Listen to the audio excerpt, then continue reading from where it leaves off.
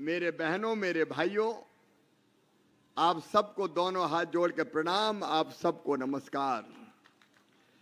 माझा महाराष्ट्रांची सखोल संबंध आहे। मी महाराष्ट्राचा जवाई आहे।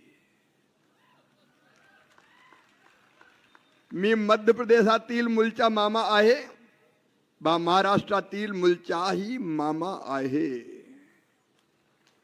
जब भी महाराष्ट्र आता हूं, मन आनंद और प्रसन्नता से भर जाता है। मेरे प्रिय बहनों और भाइयों, हम भारतीय जनता पार्टी के कार्यकर्ताओं के लिए राजनीति ना तो शौक है ना धंधा है। राजनीति है जनता की सेवा का माध्यम। राष्ट्रीय पुनर्निर्माण के लिए राजनीति, जनता के कल्याण के लिए राजनीति, बहनों के सशक्तिकरण के लिए राजनीति, दरिद्र नारायण की सेवा के लिए राजनीति, गरीबों की सेवा और किसानों की सेवा हमारे लिए भगवान की पूजा है।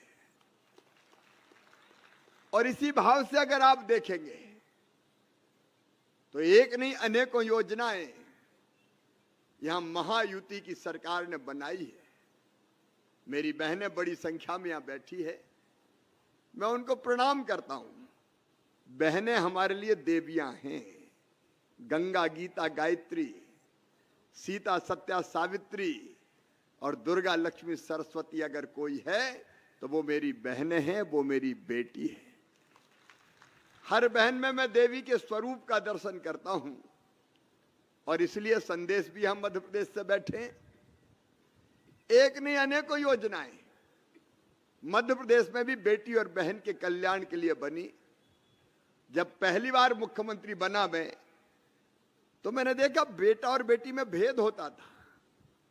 बेटा पैदा हो जाए तो ज्यादा लाड़ पैदा होता था, मां के मन में खुशियां मनाई जाए, बधाई गाई जाए।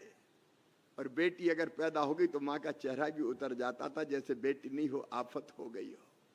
और तब मन में दर्द होता था।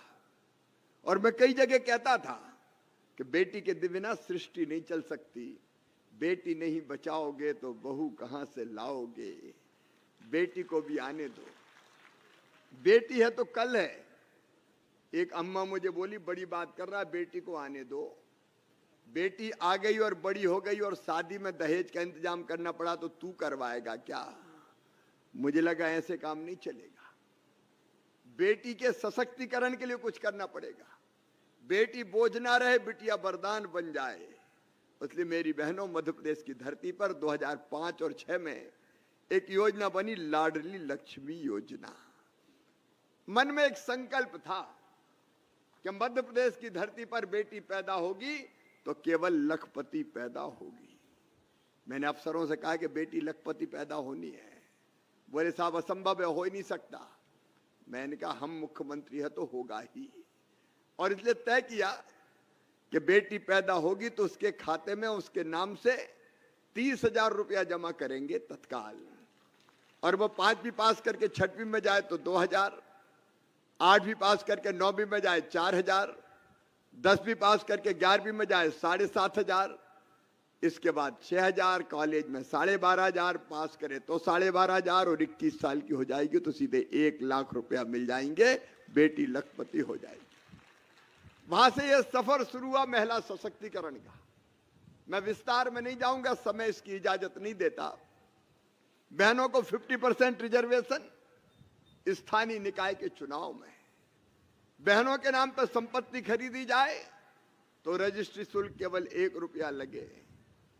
बेटा बेटी को जन्म अगर मजदूर बहना दे तो जन्म के पहले 4,000 और जन्म के बाद 12,000 रुपया। लेकिन इसके बाद भी मन को संतोष नहीं था। मन में यही भाव था कि गरीब बहन को अगर जरूरत पड़ जाए 1,000-2,000 रुपए की तो उसको भी हाथ फैलाने पड़ते हैं। कई बार हाथ फैलाने पर भी पैसा नहीं मिलते।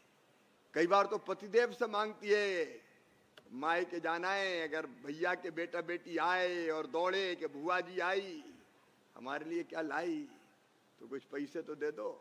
तो कई बार पतिदेव भी कह देते थे, जब देखो मांगती रहती, नहीं है मेरे पास। तो मोह, चेहरे पर उदासी छा जाती थी।